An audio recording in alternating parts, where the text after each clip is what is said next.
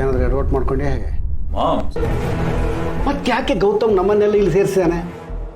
ಯಾರಿಗೆ ಗೊತ್ತು, ಬರ್ತಾನಲ್ಲ ಇರೋ ಕೇಳೋಣ. ಬಂದ ಗೌತಮ್, ಬಾ ಬಾ ಬಾ.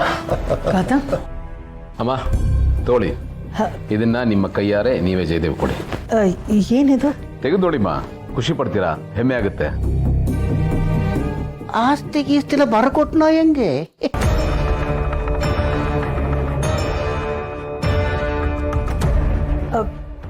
ಜೈನ ಬೋರ್ಡ್ ಆಫ್ ಡೈರೆಕ್ಟರ್ ಆಗಿ ಪ್ರಮೋಟ್ ಮಾಡ್ತಾ ಇದೆಯಾ?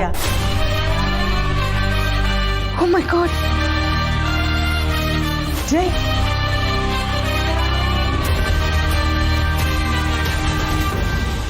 Bro, congratulations Jai. Thank you mom. Congrats ಅಳಿಮಯ್ಯ, ಹೀಗೆ ಬೆಳೀತಾನೆ ಹೋಗು.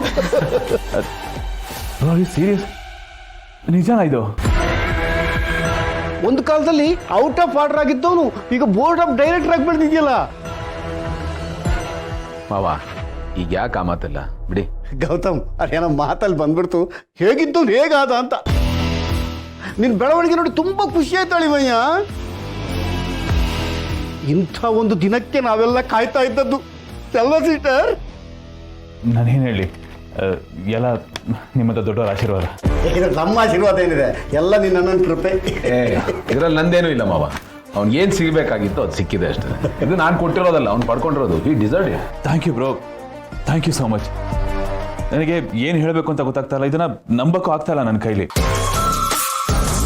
ಲಿಟ್ರಲಿ ಒಂಥರ ಸ್ವರ್ಗ ಸಿಕ್ಕಷ್ಟೇ ಫೀಲ್ ಆಗ್ತಿದೆ ಬ್ರೋ ನನಗೆ. ಐ ಆಮ್ ಫೀಲಿಂಗ್ ಏನೋ ದೊಡ್ಡದಾಗಿ ಅಚೀವ್ ಮಾಡ್ತೀನಿ ಅಂತ. ಬ್ರೋ, ನೀನು ನೋಡಿ ಕಲ್ತಿದ್ದೇನು ಅಂತಂದ್ರೆ, ನಾನು ಕಷ್ಟಪಟ್ಟು ಶ್ರದ್ಧೆಯಿಂದ ಕೆಲಸ ಮಾಡಿದ್ರೆ ಒಂದಲ್ಲ ಒಂದಿನ ಅದಕ್ಕೆ ಪ್ರತಿಫಲ ಸಿಗುತ್ತೆ ಅಂತ. ಬಟ್ ನನ್ನ ಲೈಫಲ್ಲಿ ಇಷ್ಟು ಬೇಗ, ಅದು ಈ ಮಟ್ಟಕ್ಕೆ ಪ್ರತಿಫಲ. Bro, thank you bro, thank you so much. Jai, ನಿನ್ನ ಕೆಪಾಸಿಟಿ ನೋಡಿನೇ ನಾನು ನಿನ್ನ ಪ್ರಮೋಟ್ ಮಾಡಿರೋದು. ನೀನು ಈಗ ಮೊದಲಿನ ಜೈ ಅಲ್ಲ, ಎಲ್ಲಾನು ಚೆನ್ನಾಗಿ ಹ್ಯಾಂಡಲ್ ಮಾಡ್ತೀಯ. ಥಿಂಕಿಂಗಲ್ಲಿ ಮೆಚುರಿಟಿ ಬಂದಿದೆ, ಕೆಲಸನ ತುಂಬ ಪ್ಯಾಷನೇಟ್ ಆಗಿ ಮಾಡ್ತೀಯ, ಜವಾಬ್ದಾರಿ ಬಂದಿದೆ. ಅದಕ್ಕೋಸ್ಕರ ನಿನಗೆ ಇದು ಸಿಕ್ಕಿರೋದು.